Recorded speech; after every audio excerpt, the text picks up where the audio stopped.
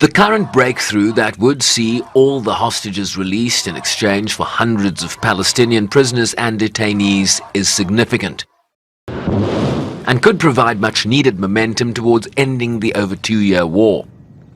I urge all parties to fully abide by the terms of the agreement and to fully embrace the opportunities it presents. All hostages must be released in a dignified manner. A permanent ceasefire must be secured. The bloodshed must stop once and for all. And the United Nations will provide its full support. The UN has indicated that it's ready, along with its partners, to scale up humanitarian relief and aid into the enclave, urging full, safe and sustained access for humanitarian workers, the removal of red tape and impediments in getting that aid into the war-ravaged territory, while highlighting the importance of rebuilding Gaza's decimated infrastructure. Guterres further indicated that turning this ceasefire into real progress would need more than just silencing the guns. For Israelis and Palestinians alike, this deal offers a glimmer of relief. And that glimmer must become the dawn of peace, the beginning of the end of this devastating war. I urge all to seize this momentous opportunity to establish a credible political path forward. A path towards ending the occupation, recognizing the right to self-determination of the Palestinian people and achieving a two-state solution.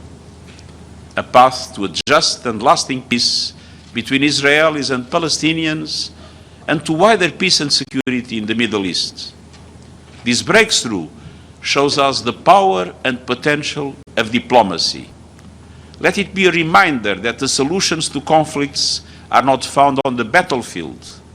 They must be forged at the negotiating table.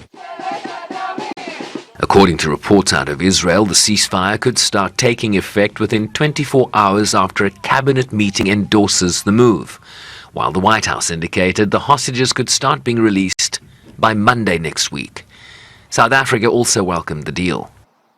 South Africa urges all parties to commit to the steps agreed upon during the negotiations and follow through with a credible and inclusive political process that will ensure an end to the tragic and catastrophic humanitarian crisis in Gaza, and also to ensure that this process prevents the further loss of lives. We further welcome the announcement of the release of hostages and political prisoners, commend the role played by the guarantor states, and call for the immediate and unhindered entry of much needed humanitarian aid to the besieged Gaza Strip.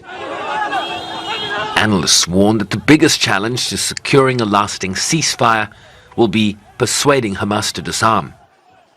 Israel and Hamas have reached this agreement, and most of the credit should go to the President of the United States, Donald Trump. The thing that made the difference was that the President was able to line up not only America's allies in Europe and in the Middle East, but also Qatar and Turkey, who are more ambivalent towards the US and support Hamas.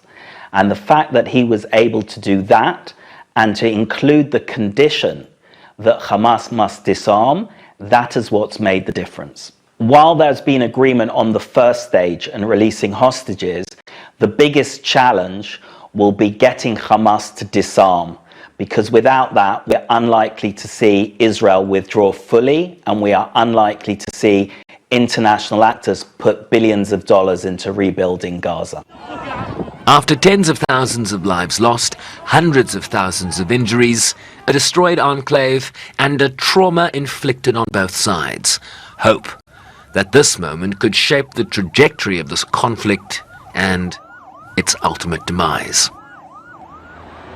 Shervin Bryceby's SABC News, New York.